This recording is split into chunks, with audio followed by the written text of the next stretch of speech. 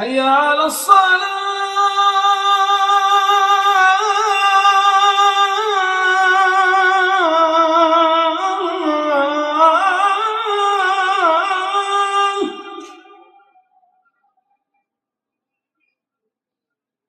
حي على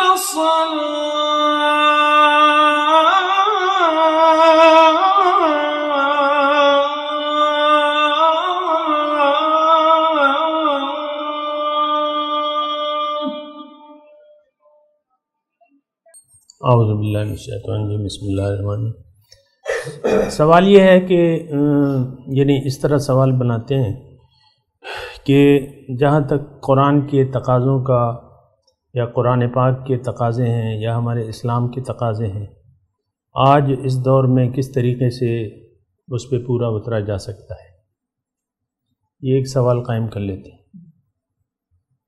اس میں یہ ہے نا کہ سب سے پہلے بات یہ ہے، یہ بات ذرا نوٹ کر لیں کہ ترجیحات کا مسئلہ یہ ہے۔ ترجیحات، انسان جو ضروری کام ہے اس کو اہمیت دیتا ہے، جو غیر ضروری کام ہے اس کو چھوڑ دیتا ہے۔ ہمارے ہاں جب یہ وہ ہو رہی تھی پارٹیشن سن 47 میں، اور لاکھوں مسلمان جو ہے انہوں نے اپنا گھر بار سب کچھ چھوڑ دیا نا، تو اب دیکھیں ایک بھرا گھر ہے، اور وہ تو ان کو تو جان کا مسئلہ درپیش تھا، کیونکہ فسادات، یہ میں سمجھنے کے لیے کہہ رہا ہوں، اگرچہ کوئی بھی ہمارا اس کا شاہد نہیں ہے لیکن تاریخ ہمیں بتاتی ہے، لاکھوں مسلمان جو ہے وہ تہہ تیغ کر دیے گئے۔ اس میں اس وقت مسئلہ کیا تھا کہ جان بچانے کا مسئلہ تھا، فسادات شروع ہو گئے تھے، یہاں بھی ہندوؤں پہ جو ہے یعنی ہر جگہ، یہاں سے بھی ہندو بھاگ رہے تھے، وہاں سے مسلمان زیادہ تھے وہ بھی بھاگ رہے تھے، یہاں ادھر آ رہے تھے، ان کو جان کا مسئلہ تھا۔ تو میں صرف یہ بات کہہ رہا ہوں کہ آپ دیکھیں جو خاندان آ رہے تھے، اب کیا انہوں نے اپنے بستر، اور اب ان کو تو جان بچانا مقصود تھا، تو وہ کوئی بھی اپنے ساتھ کوئی پلنگ نہیں لایا، کوئی اپنے بھگونے برتن جو ہے بسترے، یہ کوئی لائے؟ آپ دیکھ لیں وہ تصویریں آپ کے سامنے، کوئی گھر کے سامان سب کچھ چھوڑ چھاڑ کے آ گئے۔ تو ہاں، جو سونا چاندی تھا یہ وہ پوٹلی بنا کے رکھا جا سکتا تھا نا، وہ انہوں نے رکھ لیا اپنے پاس، جو بھی پیسے تھے یا جو بھی تھا۔ تو وہ ترجیحات کا مسئلہ ہوتا ہے کہ جو غیر ضروری چیزیں ہیں اس کو چھوڑ دیا جاتا ہے یا اس کو ترجیح نہیں دی جاتی۔ جان بچانا مسئلہ تھا، اصل میں جان بچانا مسئلہ تھا۔ بعض تو سونے چاندی بھی چھوڑ کے آ گئے کیونکہ بلوا ہو گیا، مثال کے طور پر بلوا ہو گیا، اچانک آ گئے۔ یہ ایسا اپنی تاریخ آپ نے اگر پڑھے نا تو یہ بلوے ہوتے تھے، جتھے ہوتے تھے، وہ اچانک حملہ کر دیتے، یا اطلاع آتی تھی کہ بھئی اس طرف آ رہے، تو وہ پھر ان کو وہ سونا چاندی بھی رہے، وہ جان بچانے کا مسئلہ ہوتا تھا۔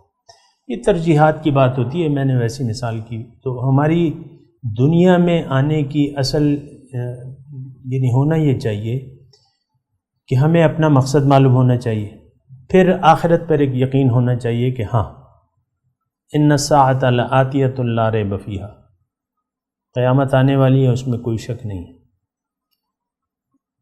آخرت پر یقین، روز قیامت پر یقین، اپنے خالق پر یقین، اپنے مقصد حیات پر یقین، اس کے لیے پھر زندگی گزارنا ہوتا ہے۔ یعنی آپ جس مقصد کے لیے آئے ہیں وہ مقصد سب سے اونچی ترجیح پہ رکھا جائے گا، یہ آپ بات نوٹ کر لیں۔ یعنی جس لیے ہم پیدا ہوئے ہیں وہ جو ہے وہ کام کرنا ہے ہمیں۔ دیکھیں ہر تخلیق کا ایک مقصد ہے اور وہ مقصد اپنا پورا کر رہی ہے۔ یہ مکھیاں جو ہیں یہ بھی ہمارے یعنی یہ فضول چیزیں وغیرہ جراثیم یہ کھا لیتی ہیں، یا وہ نا اگر وہ اپنا کام چھوڑ دیں، مکھیاں اپنا کام کرنا چھوڑ دیں، یا گائے بیل بھینس بکری، یہ یعنی مثال کے طور پر عرض کر رہا ہوں، یہ ہمارے اگر قابو میں نہ رہیں اور بھاگ جائیں ہم سے تو پھر تو بات نہیں بنے گی نا۔ تو ہر تخلیق کا ایک مقصد ہے اور وہ اپنا مقصد پورا کر رہا ہے. سورج ہے، کام ہے اس کا، وہ کر رہا ہے. اگر وہ تاریک ہو جائے، کہتے ہیں میں تو بڑا تھک گیا ہوں اور میں نے اب روشنی نہیں دینی، ہے نا، تو وہ ایسا تو نہیں ہو سکتا. ہر تخلیق کا ایک مقصد ہے اور وہ مقصد تخلیق جو ہے اولین ترجیح ہونی چاہیے. اور ہے، باقی کائنات تو مجبور ہے. اپنا اپنا مقصد تخلیق. انسان کو اللہ تعالیٰ نے پیدا کیا ہے اپنے لیے، اور اللہ تعالیٰ نے انسان کی منزل اپنی ذات کو رکھا ہے. وَأَنَّ إِلَىٰ رَبِّكَ الْمُنْتَهَىٰ، تیرا پہنچنا جو ہے اے انسان رب کی طرف ہے. تو ہمارا دنیا میں انسان آیا اس لیے ہے کہ یہ اللہ کے راستے پر چل کر اللہ تعالیٰ تک پہنچ جائے. اب اللہ تک پہنچنا، میں الفاظ تھوڑے مختصر کر رہا ہوں. اللہ تعالیٰ تک ہماری رسائی تبھی ممکن ہے جب اللہ تعالیٰ کو ہم راضی کر لیں گے. اللہ تعالیٰ ہم سے جب راضی ہو جائے گا تو پھر یہ کام ہو جائے گا ہمارا.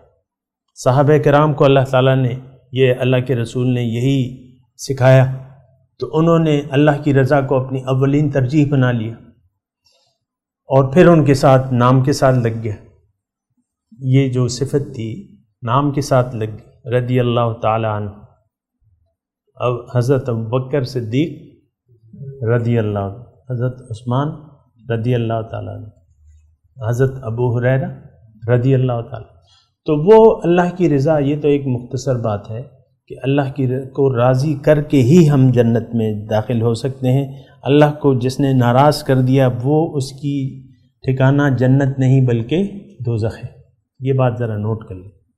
جس نے اللہ کو بھلا کے زندگی گزاری، دوسرے الفاظ میں جس نے اللہ کو راضی نہیں کیا، تو اس کا ٹھکانہ جو ہے وہ جہنم ہے. ٹھیک ہے؟ تو اللہ تعالیٰ کی رضا ایک ہماری ضرورت ہے بنیادی، کہ اللہ کو ہم راضی کریں. اب اللہ کو ہم سے کیسے راضی ہوگا؟ کہ جب ہم اللہ کو یاد کریں، یعنی اللہ کو یاد کریں، یعنی یاد رکھیں کہ اللہ ہمارا خالق ہے اور اللہ ہی ہماری منزل ہے، اور اب ہمیں اللہ کو راضی کرنا ہے. تو اب اللہ تعالیٰ ہم سے کیا چاہتا ہے کہ تم اپنے آپ کو آگ سے بچاؤ اور اپنے جو ارد گرد لوگ ہیں ان کو آگ سے بچاؤ. دوسری تو ترجیحات کی بات ہوتی ہے. میں یہ کہہ رہا تھا کہ ترجیح جو ہے اللہ تعالیٰ کی رضا ہونی چاہیے. اللہ کی رضا کے لیے، اللہ اپنے آپ کو اللہ کی رضا کے لیے وقف کر دینا چاہیے. اپنی زندگی کو، اپنی رضاؤں کو چھوڑ کے آپ اللہ تعالیٰ کی رضاؤں کو اپنا لیں. اپنی خوشی کو چھوڑ کے اللہ کی خوشی کو دیکھیں کہ اللہ کس بات پہ راضی ہوتا ہے. ٹھیک ہے؟ یہاں تک صاف ہے مضمون؟ تو ہماری ترجیح نمبر 1 یہ ہے کہ ہم وہ کام کریں جسے اللہ راضی ہوتا ہے. اب جہاں تک پھر تعلق ہے کہ یعنی ہمارے اعمال کی بات آتی ہے، تو پھر ہمارے سامنے اللہ تعالیٰ کا کلام ہے، پھر دین اسلام ہے. اور دین اسلام کا جہاں تک تعلق ہے، اور وہ بھی میں آپ کو یہ بات کہہ رہا تھا کہ اللہ تعالیٰ یہ چاہتا ہے کہ اس زمین میں اللہ کا حکم ہو، اللہ کی حکومت ہو. اور یہ قرآن کی آیت ہے، میں نے آپ کو پڑھ کے بھی سنائی تھی کہ هو الذی ارسل رسولہ بالہدی ودین الحق لیظہرہ علی الدین کلہ. اللہ تعالیٰ وہ ذات ہے جس نے اپنے رسول کو بھجوایا ہے ہدایت اور دین حق کے ساتھ، تاکہ اس کو دیگر دینوں پر غالب کر دے. لیظہرہ علی الدین، تمام ادیان باطل پر، خود ساختہ دینوں پر اس کو غالب کر دے. یہ رسول کی پیدائش کا مقصد ہے، رسول کو بھجوانے کا مقصد ہے. اب رسول نہیں ہے تو یہ ان کا مشن تو نہیں رہ سکتا. اب رسول کی ذات ہم میں موجود نہیں ہے، تو اب یہ کام جو ہے یہ کون کرے گا؟ یہ ان کی امت کرے گی، یہ ان کے امتی کریں گے، جو ان کے سچے امتی ہیں وہ یہ کام کریں گے رسول کے مشن کو. اب صحابہ کرام نے ایسا کیا ہے. صحابہ کرام نے یعنی حضور کے بعد جو ہے رخت سفر باندھ لیا جہاد پہ. حضور ابھی یعنی حیات تھے، اور ایک لشکر جو ہے شام کی طرف حضرت اسامہ بن زید کی اس میں وہ تھا، لیکن وہ حضور پھر بیمار پڑ گئے، وہ پھر یہاں آ گیا. پھر حضرت ابوبکر صدیق نے بھجوایا وہ لشکر جو تھا، اور اس میں حضرت اسامہ کی عمر تقریباً 20 سال تھی میرے خیال سے۔ بہرحال تو میں یہ کہہ رہا ہوں کہ دیکھیں دنیا میں ایک تو یہ بات نوٹ کر لیں کہ دنیا میں ہمیں آج رہنا ہے، کل نہیں ہے، ہمارے پاس کل کا وقت نہیں ہے، تو جو کچھ کرنا ہے آج کرنا ہے، ٹھیک ہے؟ یہ آج جو ہے یہ دنیا ہے، کل جو ہے وہ ہمارا اصلی وطن ہے، آخرت، قبر، حشر اور پھر اللہ کے پاس۔ تو جو کرنا ہے آج کرنا ہے، اس میں اپنی ترجیحات کا ہم نے وہ کرنا ہے، تعین کرنا ہے ہماری ترجیح کیا ہوگی۔ اب دنیا میں رہتے ہوئے ترجیحات مختلف ہو سکتی ہیں، اس میں ضروریات زندگی بھی شامل ہیں۔ آپ کا کاروبار ہے، آپ کی بچے ہیں، بیوی ہے، بچے ہیں، شوہر ہے، جو بھی ہے، یہ ساری آپ کی جو ضروریات ہیں، بچے تعلیم حاصل کر رہے ہیں مثال کے طور پہ، اور آپ کا ایک دھندا چلا ہوا ہے، کام کا دھندا چلا ہوا ہے، لیکن جب پکار اللہ تعالیٰ کی آتی ہے تو سب سے زیادہ اہمیت پھر اس پکار کی ہونی چاہیے۔ جو اللہ تعالیٰ جب پکارے کہ آؤ نکلو، اور یہ آپ دیکھیں کہ یہ ساری باتیں جو ہیں، دیکھیں ہماری جو حضور صلی اللہ علیہ وسلم ہے اور ان کے اصحاب کرام ہیں، ان کی زندگی ہمارے لیے نمونہ ہے کہ نہیں؟ لَقَدْ كَانَ لَكُمْ أُسْوَةٌ حَسَنَةٌ فِي إِبْرَاهِيمَ وَالَّذِينَ مَعَهُ، ایسی کوئی آیت ہے کہ تمہارے لیے اسوہ حسنہ ہے، نمونہ ہے ابراہیم اور ان کے ساتھیوں میں۔ اب ابراہیم علیہ السلام کی زندگی آپ دیکھیں قرآن پاک میں بیان ہو رہی ہے، تو یہ اس لیے نہیں ہے کہ ایک تاریخی واقعات اللہ تعالیٰ میں بیان کر رہے، بلکہ انہوں نے جب شعور سنبھالا تو قوم غلطی پہ تھی، باپ غلطی پہ تھا، قوم غلطی پہ تھی۔ باپ کو انہوں نے کہا یہ تم کیا کر رہے ہو؟ ما هذه التماثيل التي انتم لها عاکفون، یہ کیا تصویریں تم نے بنائی ہوئی اس کے سامنے جھکے ہوئے؟ تو باپ کو کہا کہ یا ابت انی جاءنی من العلم ما لم یأتک فاتبعنی اہدک صراطا سویا۔ باپ کو انہوں نے کہا ابراہیم علیہ السلام نے کہ میرے پاس ایک ایسا علم ہے جو آپ کے پاس نہیں ہے، تو آپ میری اتباع کریں، آپ کو میں سیدھے راستے پر لگا دوں گا۔ پھر باپ نے کہا کہ نہیں، اراغب انت عن آلہتی یا ابراہیم لئن لم تنتہ لارجمنک فاہجرنی ملیہ۔ ابراہیم یہ کیا کر رہے ہو؟ مجھے میرے معبودوں سے تم بڑھگا رہے ہو؟ نہیں، ایسا نہیں ہو سکتا، تم نکل جاؤ یہاں سے، گھر سے نکل جاؤ، واہجرنی، مجھے اکیلا چھوڑ دو۔ تو خیر دیکھیں ابراہیم علیہ السلام، میں مثال اس لیے دے رہا ہوں کہ یہ دینی ہے، میں نے پیغمبروں کی مثال ہی ہوتی ہے نا۔ انہوں نے اپنے باپ سے مخالفت لے لی، پھر وہ رہے قوم میں، پھر یہ دیکھیں جو بھی آپ کو معلوم ہے جس طرح ان کی قوم کو سمجھاتے رہے۔ سورج نکلا، انہوں نے کہا یہ میرا خدا ہے، جب ڈوب گیا یہ تو ڈوب گیا، پھر چاند ستارے یہ سب۔ تو پھر ایک وقت ایسا آیا کہ ان کا عید کا دن تھا، سارے نے میدان میں نکلنا تھا بتوں کو چھوڑ کے، تو انہوں نے کہا چلو ابراہیم تم بھی چلو، انہوں نے کہا نہیں میں تو ٹھیک نہیں ہوں۔ تو پھر انہوں نے پروگرام بنایا، بت خانے جا کے وہ سارے بت وغیرہ توڑ دیے۔ بڑا بت جو تھا وہ کلہاڑا جو ہے بڑے بت کے کندھے پہ رکھ دیا۔ تو بہرحال وہ سارے جو ہے قوم سے دشمنی لی، پھر قوم نے وہ کہا کہ بھئی یہ ایک آدمی اس نے کہا تھا یہ ہے، تو بہرحال تو انہوں نے ان کے لیے ایک ارادہ کیا، ابراہیم علیہ السلام کو نقصان پہنچانے کے لیے ارادہ کیا۔ کیا ارادہ کیا؟ آگ میں ڈالنے کا۔ ہمیں تو کوئی آگ میں نہیں ڈالنا، آگ میں ڈالنے کا ارادہ کیا۔ تو ابراہیم علیہ السلام نے کوئی واویلا، کوئی اپیل تو نہیں کی، میں نے کہا ٹھیک ہے ڈال دو آگ میں۔ تو جو آگ کو بنانے والا تھا تو اس نے کہا یا نار قلنا یا نار کونی بردم و سلاما علی ابراہیم، کوئی نقصان نہیں پہنچانا اس کو۔ تو وہ آگ سے اتر کے آ گئے، فانجاہ اللہ من النار۔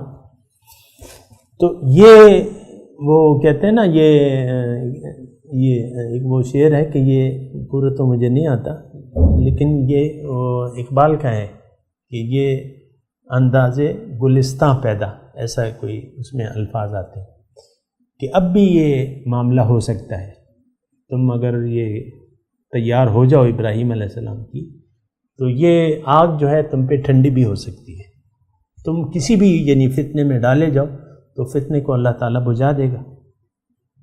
تو بہرحال یہ تو خیر پھر انہوں نے چلے گئے کاروبار۔ اب دیکھیں نا، ایک تو نوجوان لڑکا تھا، وہ لڑکے تھے، اور اس سے ابتدا سے انہوں نے یہ شروع کیا تھا۔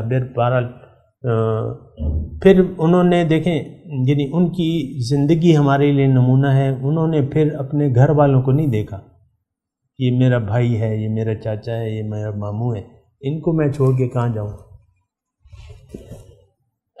تو لیکن وہ پھر چلے گئے اپنے بھتیجے کو لے کے، کیا نام تھا؟ حضرت لوط علیہ السلام۔ بس یہ دو تھے وہ جب جا رہے تھے۔ تو بہرحال وہ پھر تبلیغی دورے وغیرہ سارا مصر، اور پھر وہاں تو یعنی اپنے وطن کو چھوڑ دیا انہوں نے، ہجرت کر لی۔ اور پھر جو ہے مختلف امتحانات آتے رہے ان پہ، اور ایک امتحان یہ بھی تھا کہ مکہ جہاں بیت اللہ شریف واقع ہے، تو وہاں یعنی خانہ کعبہ بنانے سے پہلے اللہ تعالیٰ نے حکم دیا کہ یہ وہاں جا کے ان کو چھوڑ دو صحرا میں۔ وہاں پانی بھی نہیں تھا، ابھی بھی نہیں ہے پانی تو اب بھی نہیں ہے، باہر سے آتا ہے، یہ کوئی کنواں تو آپ نہیں کھود سکتے، وہاں بورنگ تو نہیں ہوتی۔ تو بہرحال وہاں وہ سارا واقعہ آپ ذہن میں لائیں، بیوی اور شیر خوار بچہ، تو انہوں نے ظاہر کو نہیں دیکھا، حکم کو دیکھا۔ ہم تو جو سوال ہم نے شروع کیا ہے نا، وہ ہمارے نظر تو یہ ظاہر ہے کہ ظاہر کا کیا ہوگا، کیا ہوگا۔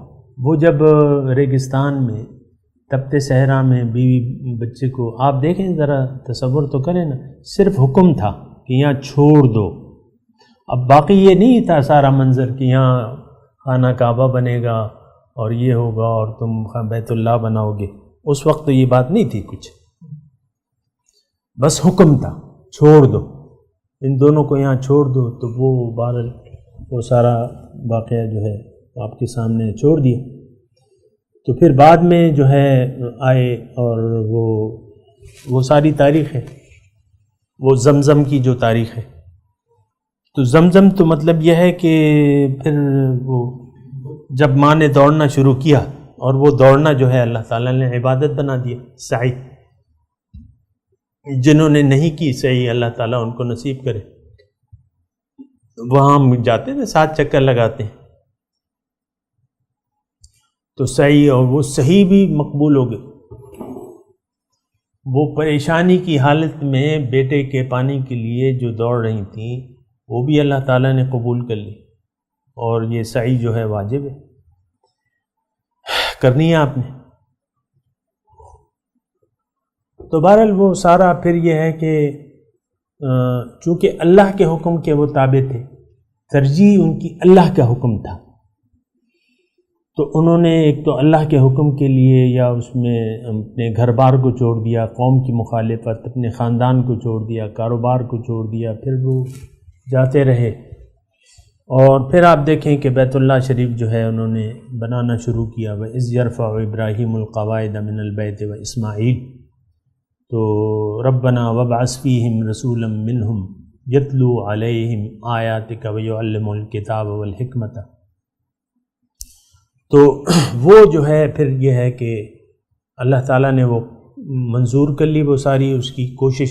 اصل میں کوشش کیا تھی؟ بس وہ کہ جو حکم ہو بس ٹھیک ہے، اس پہ تھوڑا سا غور دیں، غور کریں۔ جو حکم الہی ہے میں قربان،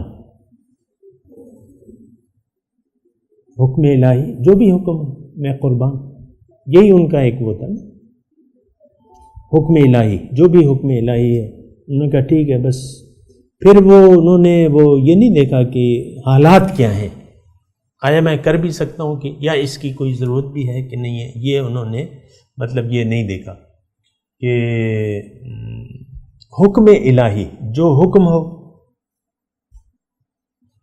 تو یہ ایک بنیادی بات ہے، یعنی جو ہمارا ایک جذبہ ہونا چاہیے کہ جو حکم ہو ہم تیار ہیں، اس میں چاہے میری جان جاتی ہے، آگ میں کود گئے نا، کیا شعر ہے، بے خطر کود پڑا آتش نمرود میں عشق، عقل تھی محو تماشائے لب بام ابھی، عقل کو نہیں استعمال کیا، حکم اصل میں ہوتا ہے، حکم ہو تو عقل نہیں استعمال کرنی، ہاں اس کا طریقہ دریافت کرنا ہے، یہ ایک بنیادی بات ہے۔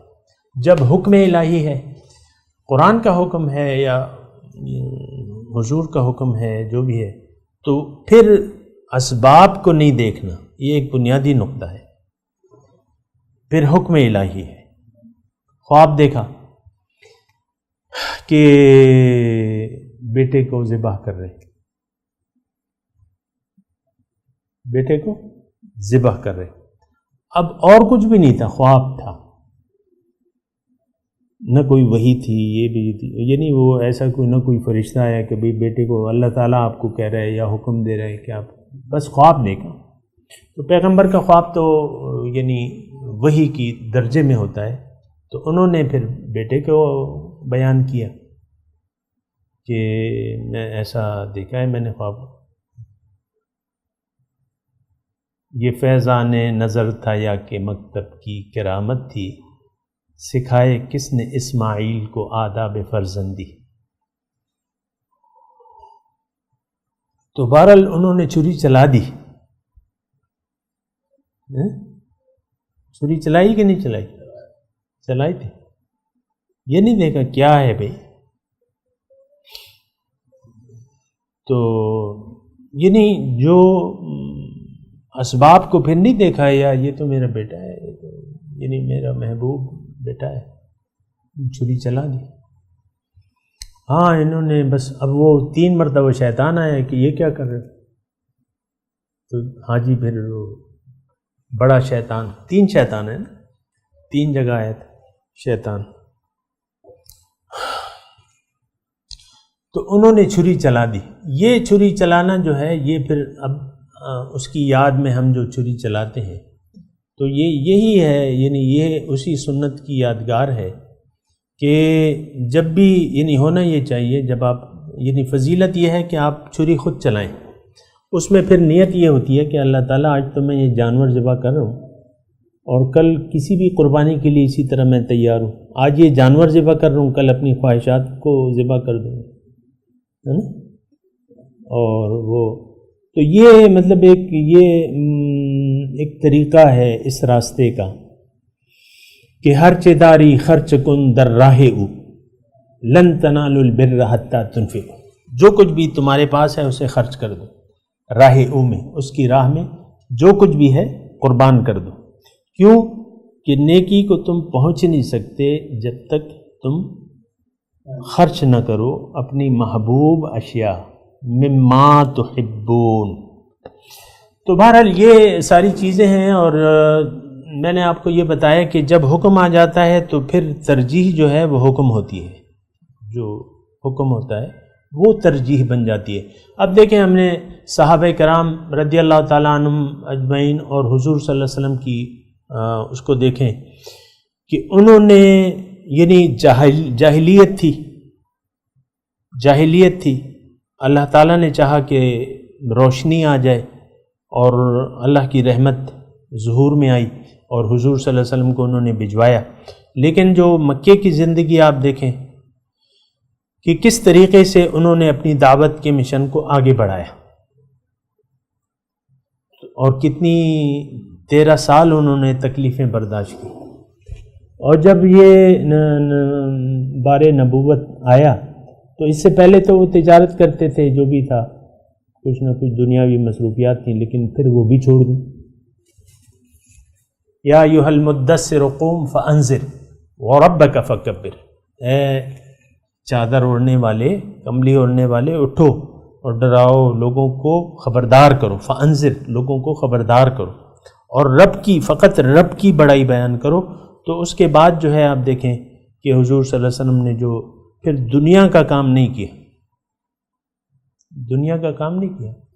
پھر جو ان کے صحابہ تھے تو انہوں نے بھی، چونکہ اللہ کی چاہت یہ تھی، انہوں نے سمجھا کہ رسول آیا، اب اس کی امداد ہونی چاہیے، ان کی امداد کریں گے ہم۔ صحابہ کرام نے حضور کی، اور حکم بھی ہے وَتُعَزِّرُوهُ وَتُوَقِّرُوهُ، کہ تم اس کی تعظیم بھی کرو گے اور اس کی مدد بھی کرو گے۔ تو صحابہ کرام نے پھر جب حضور کا ساتھ دیا تو پھر دیکھیں ہجرت حبشہ ہوئی ایک مرتبہ، دوسری مرتبہ ہوئی۔ تو جو جا رہے تھے حبشے پہ تو انہوں نے کاروبار کو چھوڑ دیا اپنے، کہ نہیں چھوڑا؟ کاروبار کو چھوڑ دیا، رشتہ داروں کو چھوڑ دیا، ماں کو چھوڑ دیا، باپ کو چھوڑ دیا، سب کو چھوڑ چھاڑ کے حبشے چلے گئے۔ کیوں؟ دین پہ عمل کرنا تھا، دین پہ یہاں عمل کرنے نہیں دے رہے تھے، رکاوٹیں ڈال رہے تھے۔ حضور نے کہا ذرا اپنے دین کو بچاؤ، تو دین کو بچانے کے لیے ہجرت حبشہ ہوئی تھی بنیادی طور پر، اور کوئی یہ نہیں کہ مار کھانے سے بچنے کے لیے، یہ نہیں۔ ایک تو ہوتا ہے نا مار، چلو مار کھانے سے تو بچ جائیں گے، چلو کہیں اور چلتے ہیں۔ تو دین کو بچانے کے لیے انہوں نے ہجرت، اور بہرحال پھر میں آپ کو بتاتا ہوں کہ جو مدینے میں ہجرت ہوئی تو وہ یہی حالات تھے کہ یہاں مزید کام کرنا ممکن نہیں تھا، جو مشن تھا وہ نہیں پورا ہو رہا تھا۔ پھر وہاں سے وفود آئے، بیت عقبہ اولیٰ، بیت عقبہ ثانیہ، وہاں آئے کہ حضور آپ ادھر آ جائیں، تو حضور نے پھر وہاں کا رخت سفر باندھ لیا۔ اب دیکھیں صحابہ نے سارے، اس وقت ہجرت فرض تھی، اس وقت ہجرت فرض تھی، اور جو جا رہے تھے صحابہ، کسی نے بیوی کو چھوڑ دیا، بچوں کو چھوڑ دیا، اگر بچے کافر تھے بچوں کو چھوڑ دیا، ماں کو چھوڑ دیا، باپ کو چھوڑ دیا، کاروبار کو چھوڑ دیا، اور چلے گئے۔ کچھ لے کے تو نہیں گئے۔ ایک صحابی تھے اپنے ساتھ، ایک غلام تھے، یعنی غلام تھے لیکن پھر آزاد ہو گئے تھے، اور پھر کام وام کرتے تھے تو کچھ مال پیسہ بنا لیا تھا انہوں نے، تو وہ پیسے ویسے لے کے جا رہے تھے۔ تو وہ جب جانے لگے تو لوگوں نے گھیر لیا، مشرکوں نے، کہ بھئی یہ مال تو تم نے یہاں سے کمایا ہے، یہ تو تم نہیں لے جا سکتے۔ انہوں نے کہا لے لو مال، مجھے نہیں چاہیے۔ یہ ترجیحات ہوتی ہیں، ترجیح جو ہے وہ مسلمان کی کیا ہے، دین اسلام کی سربلندی۔ اور پھر وہ ہے نا ایک شعر، میں نے اپنی وہ کتاب میں نے لکھی تھی، وہ تحدیث نعمت، آپ لوگوں کو یاد ہے یا نہیں؟ ایک میں نے پہلے کتاب لکھی تھی تحدیث نعمت، اس میں سرورق پہ میں نے یہ شعر لکھا تھا کہ میری زندگی کا مقصد تیرے دین کی سرفرازی، میں اسی لیے مسلمان، میں اسی لیے نمازی۔ تو یہ ہوتا ہے کہ زندگی کا مقصد جو ہے، پہلے تو ترجیحات ہوتی ہیں کہ زندگی کا مقصد، اصل دنیا میں دیکھیں انسان جو آیا ہے وہ یہ ہے کہ یہ وہ کام کر لے جس کے لیے آیا ہے، باقی تو کام ہو یا نہ ہو کوئی بات نہیں، باقی کام ہو یا نہ ہو اس کا کوئی مسئلہ نہیں ہے۔ آپ سمجھ رہے ہیں؟ مختصر بات ہے، باقی جو دنیاوی ضروریات ہوں یا نہ ہوں، لیکن اللہ راضی ہو جائے اور جس لیے اس نے مجھے پیدا کیا ہے وہ میں کر لوں۔ آگ سے نجات جو ہے ہم تمام پہ لازم ہے کہ اپنے آپ کو جہنم کی آگ سے بچا لیں۔ جب یہ وہ جو انذر عشیرتک الاقربین کی آیت ہے نا، کہ آپ 3 سال تک تو اعلانیہ تبلیغ نہیں تھی، انفرادی تبلیغ تھی، حضور صلی اللہ علیہ وسلم کر رہے تھے۔ 3 سال کے بعد یہ آئی وَأَنذِرْ عَشِيرَتَكَ الْأَقْرَبِينَ، کہ اپنے نزدیک کی رشتہ داروں کو ڈرائی۔ انہوں نے، حضور نے سب کو بلایا، کوہ صفا ذرا باہر تھی، ابھی تو حرم میں داخل ہے نا، تو باہر تھی، پہاڑی تھے، کوئی ایسی عمارت وغیرہ تو نہیں تھی، پہاڑیاں تھیں.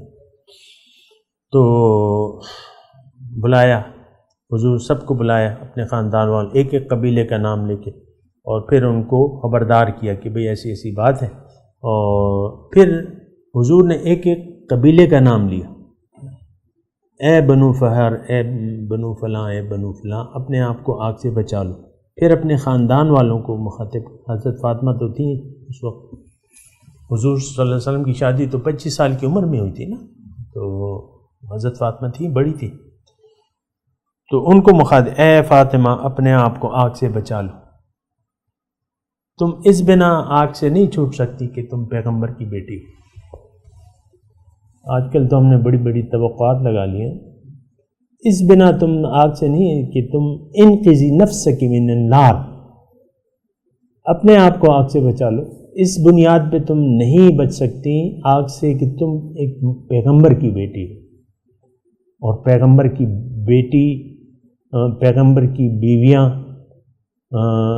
بیوی یعنی تاریخ عالم ہے، پیغمبر کے بیٹے، ان پہ عذاب آ چکا ہے. لوط علیہ السلام کی وہ تھی بیوی تھی، نوح علیہ السلام کی بھی تھی بیوی تھی، اور نوح علیہ السلام کا بیٹا تھا،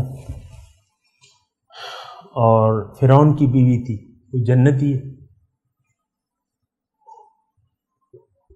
ترجیحات ہوتی ہیں، تو ترجیح تو وہ ہے جو اللہ تعالیٰ کا حکم ہے، اور پہلے درجے پہ پہلی ترجیح ہوتی ہے ہمیشہ. انسان دیکھیں، ابھی کل ہی کا واقعہ ہے، آج تاریخ کیا ہے؟ 9 ستمبر 2018.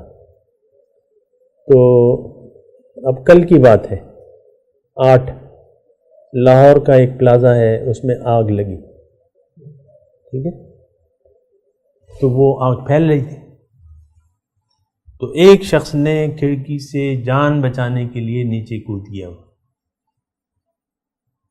اور مر گیا. اب یہ دیکھیں، یہ بلڈنگ میں آگ لگی ہے، تو اب ترجیح کیا ہے؟ جو آپ کا قیمتی سامان ہے، مثال کے طور پہ آپ کا موبائل غسل خانے میں ہے، اور غسل خانے میں اب کوئی اور چلا گیا، آپ غسل خانے میں موبائل 1,20,000 کا موبائل ہے، لیکن آگ لگ گئی ہے، اور بھول آئے آپ نے کہیں وہاں رکھ دیا تھا قمیض اتارتے ہوئے کہ یار گر کے ٹوٹ نہ جائے. کیا قیمت تھی؟ آگ لگی. اب وہاں جو ہے وہ جو باتھ روم میں ہے وہ تو بند ہے، اس کو تو پتہ نہیں ہے آپ کو دھواں آ رہا ہے اور تیزی سے آگ پھیل رہی ہے. آپ موبائل کو لیں گے کہ نہیں؟ بھاگیں گے، بھاگ جائیں گے نا، جان بچائیں گے.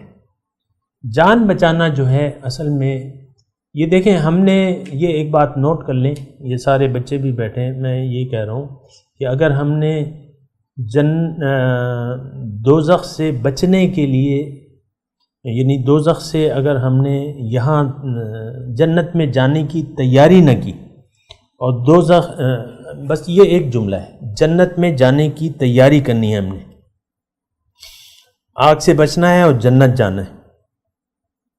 تو اگر یہ نہ ہوا، یعنی جنت میں جانے کی ہم نے تیاری نہ کی، آخرت میں کامیابی کی ہم نے تیاری نہ کی، اس کی طرف توجہ نہ کی، تو پھر ٹھکانہ کیا ہے؟ جہنم ہوگا. یہ ایک لازمی بات ہے. جنت ایسے نہیں ملے گی آپ کو مفتے میں، یہ بات نوٹ کر لیں، قرآن کی بات مفتے میں نہیں ملے گی، اس کے لیے جد و جہد ہے.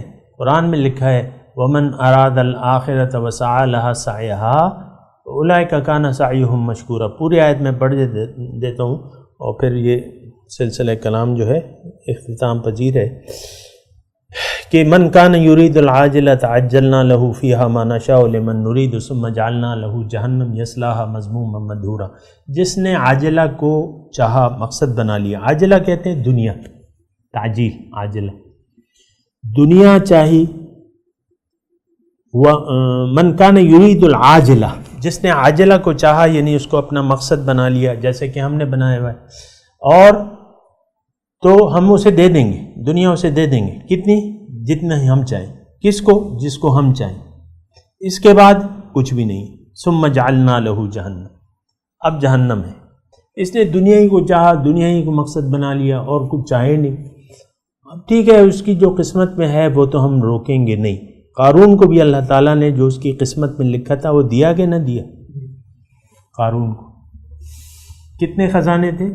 پہلوانوں کی ایک جماعت ان خزانوں کی چابیاں اٹھاتی تھی. چابی تو 1 کلو بھی ہو تو کافی ہے. وہ پہلوان تو 50 کلو تو اٹھا سکتا ہے نا وزن، اور 50 کلو ایک نے اٹھایا اور ایک جماعت مطلب 10 آدمیوں کی جماعت کر لیں تو کتنے ہو گئے؟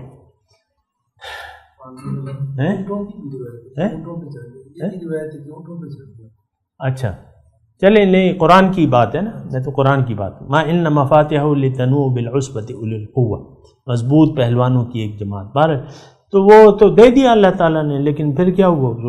دھنس گیا، مال کے سمیت دھنس گیا، اب تک دھنستا چلا جا رہا ہے. تو دیکھیں دنیا نہیں روکے گا اللہ تعالیٰ. اگر دین کو بھی آپ لے لیں گے نا، دین اللہ کے حکم کو بھی لے لیں گے، جو آپ کا مقصوم ہے وہ آپ کو ملے گا. یہ بات نوٹ کر لیں. دین کو اختیار کرنے کی صورت میں آپ سے دنیا نہیں چھینی جائے گی. نو. حضرت عثمان غنی سے دنیا انہوں نے چھین لی اللہ تعالیٰ نے. عثمان غنی جو تھے ہجرت حبشہ ہجرتین ان کو اللہ تعالیٰ نے کہا ہے، 2 ہجرتوں والے. پہلے ہجرت حبشہ کی اور پھر مدینے آئے. تو بہرحال وہ یہ ہے نا کہ دین کی وجہ سے یہ بات نوٹ کر لیں، آپ سے دنیا زائل نہیں ہوگی. دنیا کو اختیار کرنے سے آخرت آپ سے چلی جائے گی. تو بہرحال وہ آیت تھی کہ من عجلنا لہ فیہا ما نشاء لمن نرید ثم جعلنا لہ جہنم یصلاھا مذموما مدحورا. اس میں پھر وہ داخل ہوگا ذلیل اور خوار اور دھتکارا. جس نے ارادہ کیا آخرت کا اور اس کے لیے پھر کوشش کی. میں تو کوشش کی بات کر رہا ہوں، کیا اور کوئی بات ہے؟ کوشش، اس کے لیے اس کے مطابق کوشش کی. ان لوگوں کی کوشش کو اللہ تعالیٰ مقبول کر لے گا. وَأُولَٰئِكَ كَانَ سَعْيُهُمْ مَشْكُورًا وَآخِرُ دَعْوَانَا أَنِ الْحَمْدُ لِلَّهِ رَبِّ الْعَالَمِينَ.